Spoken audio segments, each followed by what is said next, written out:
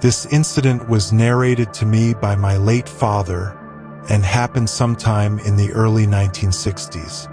I would like to give a bit of background about my dad, who was born and bred in Hyderabad, Deccan. He was a medical doctor by profession after graduating from Osmania University. He migrated to Karachi, Pakistan in the late 1960s, and this incident is from his teenage life. My father had a lot of fond memories from his beautiful and historic birthplace of India. He used to tell us many stories from his childhood, many of them interesting but also some very strange, including one disturbing incident which used to scare the living daylights out of us when we were children.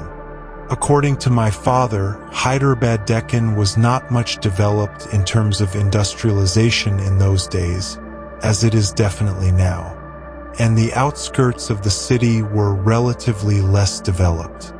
This experience happened in my father's maternal aunt's house in such a locale. The house had ground plus one floor, and on the ground floor, just adjacent to the exit door, there was a large caged enclosure for chickens adhered to the entire length of the wall, as was customary to have in quite a few houses those days for domestication purposes. The exit from the ground floor led into the spacious courtyard, which led to the outside of the house through the main gate. In the summer, it was common for the family to relax in the courtyard at night, after dinner, lying down and resting on charpoys, sort of a light wooden bed, placed at some distance from the main gate. It was one such night when my father and his cousin had dinner earlier than usual. They decided to relax in the courtyard, chatting and playing board games. They got tired after staying up late and decided to sleep outside on a charpoy, located some distance from the main entrance of the house, which was clearly visible from the foot end of the charpoy. My dad was really tired and went into deep sleep immediately, while his cousin was mildly sleepy and was lost deep in his thoughts with his eyes half closed. The night was quiet and there was pin-drop silence. After a while, his cousin heard a slow creaking sound like the metal entrance of the house, slowly opening to the inside. It disturbed him a bit as it was already past midnight, and people those days used to go to sleep early. What he saw next took the wind out of him as he froze and felt chills down his spine. He saw an almost 7 feet tall figure dressed in black with no head, entering the main entrance, slowly in a dragging manner. It was not apparent whether it was a man or woman. It slowly walked past them, towards the entrance door of the ground floor, where the chicken enclosure was situated.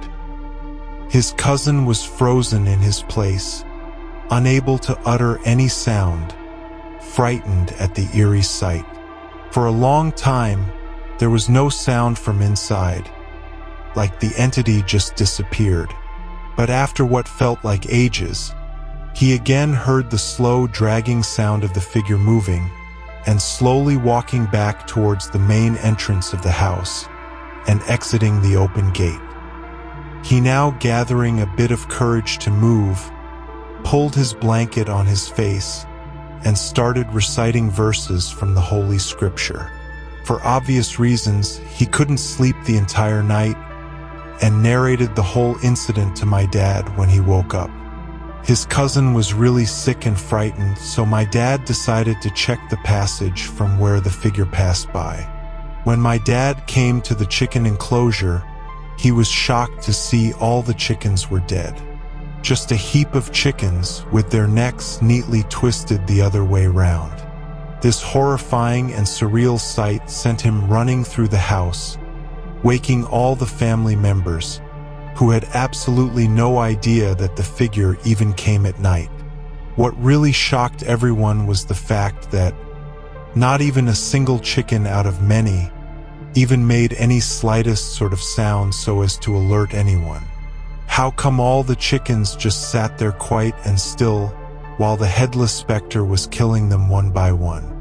Needless to say, the family members stopped using the courtyard for any sort of recreation or leisure after that. My father had no idea to the day he last narrated this incident what that entity was, where it came from, and whether it had any attachment to the house before or after that incident. The experience is narrated to the best of my ability as I can recall it, and I would like to know what you guys think.